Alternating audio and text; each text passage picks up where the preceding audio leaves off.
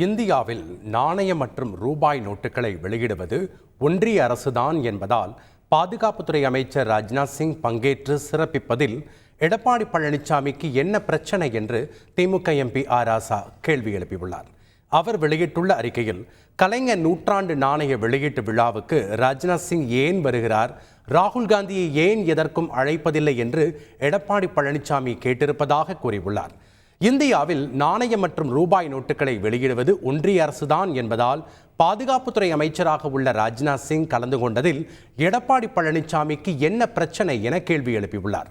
கலைஞரின் உருவம் பொறித்த நாணயத்தில் ஹிந்தி எழுத்து ஏன் இருக்கிறது என்று எடப்பாடி பழனிசாமி கேட்பதால் அவருக்கு என்ன ஆச்சு என்ற கவலை அதிகரிக்கிறது என்றும், இந்தியாவில் உள்ள நாணயங்கள் அனைத்திலும் ஆங்கிலமும் ஹிந்தியும் இருப்பது வழக்கம் என்றும் கூறியுள்ளார். எம்ஜிஆருக்கு வெளியிடப்பட்டிருக்கும் நாணயத்திலும் ஹிந்தி எழுத்துக்கள் இருப்பதை கூடவா எடப்பாடி பழனிசாமி அறியவில்லை என்றும், கலைஞருக்காக வெளியிடப்பட்ட நாணயத்தில்தான் தமிழ் வெல்லும் என்ற எழுத்துக்கள் பொறிக்கப்பட்டுள்ளது என்றும் சுட்டிக்காட்டியுள்ளார். அத்திக்கடவு அவிநாசி திட்டத்தை திராவிட மாடல் அரசு நிறைவேற்றியிருப்பதை பொறுத்து கொள்ள முடியாமல் காந்தாரி போல எடப்பாடி பழனிசாமி கதறுகிறார் என்றும், அவர் பதற்றத்தில் பேசுவதெல்லாம் பிதற்றலாக உள்ளதாக ஆர் ராசா தெரிவித்துள்ளார்.